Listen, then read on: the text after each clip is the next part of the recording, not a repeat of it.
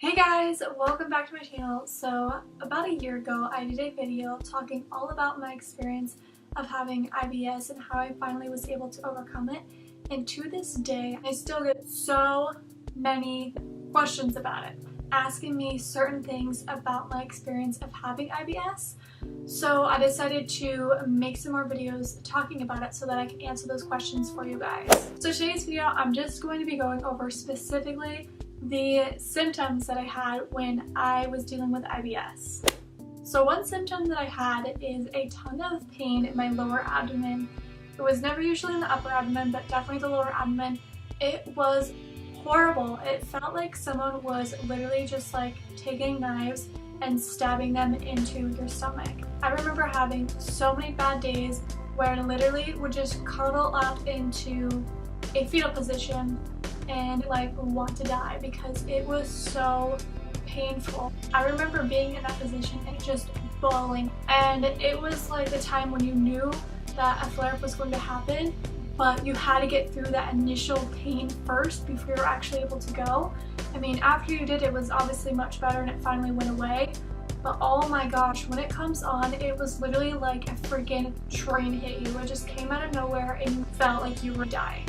So typically your gut and your brain will work together to control digestion. What happens in IBS is that communication becomes distorted and uncoordinated, so that leads to a lot of muscle tension in the digestive tract, which causes the awful, terrible pain. So that leads into my next symptom, which is the cramping. So cramping with having IBS feels like period cramps, but like times 10. And when you are on your period and you have IBS, it literally makes your cramps even worse. Another symptom that I noticed obviously was the bouts of diarrhea. So I personally had primarily problems with diarrhea. I did have a few occasions where I had issues with constipation, but my issue overall was just diarrhea. Another thing I noticed was a ton of anxiety that came with IBS. So in general, I'm a very anxious person, which has gotten way better than it used to be.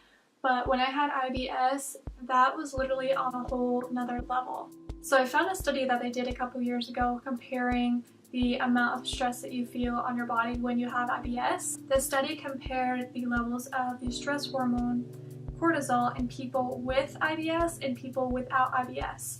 And then after giving a public speaking task, they found that those with IBS experienced greater changes in cortisol, which led to a greater stress level. So not only does it make you very stressed about every little thing that you do in general, it increases your anxiety even higher. So for me, that anxiety and that stress was very debilitating. It made me want to be even more of a homebody.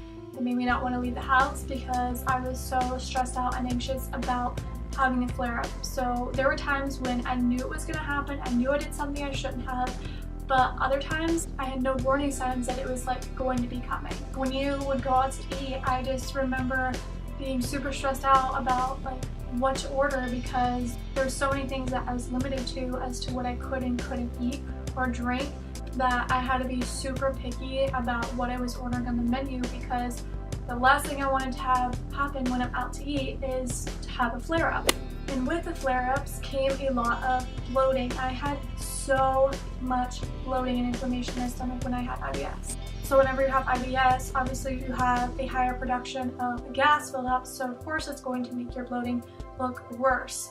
So for me, like I said, it's very uncomfortable and it's very embarrassing because I, would wake up in the morning looking normal, but then during the end of the day, I would look like I was, early stages of pregnancy because of how bloated I constantly looked. Having IBS just took a lot of happiness and energy away from me. Like I said, it was very debilitating in my everyday life, like going to school and having IBS.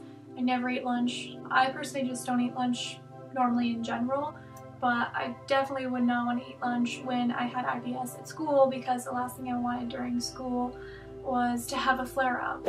So I was just very mentally and physically exhausted a lot of days. Days where the flare-ups were worse, obviously I felt a lot more fatigue than some of the days that were a lot better.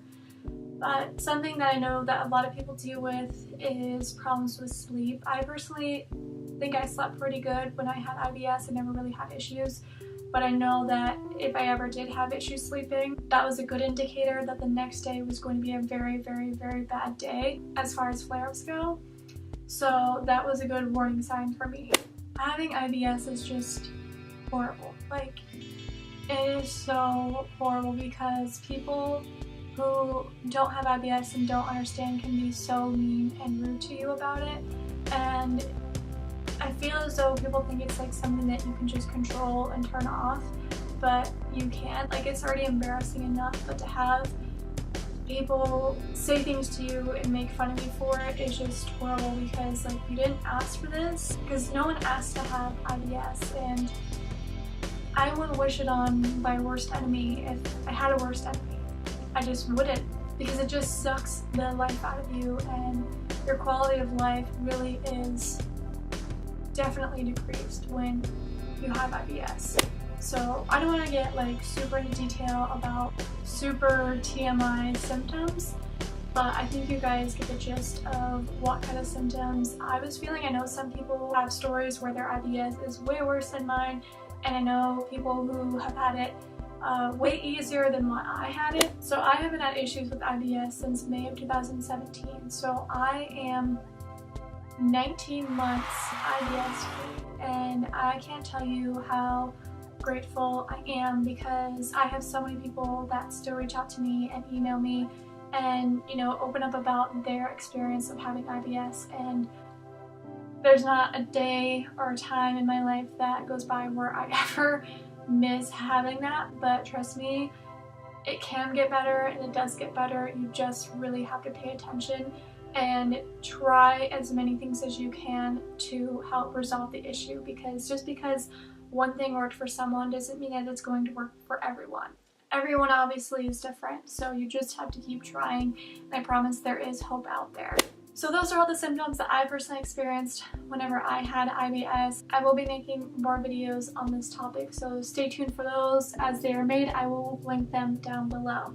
Thank you guys so much for watching, and as always, if you like the video, don't forget to like it. If you like my videos, don't forget to hit that subscribe button, and I'll see you in the next video. Bye guys!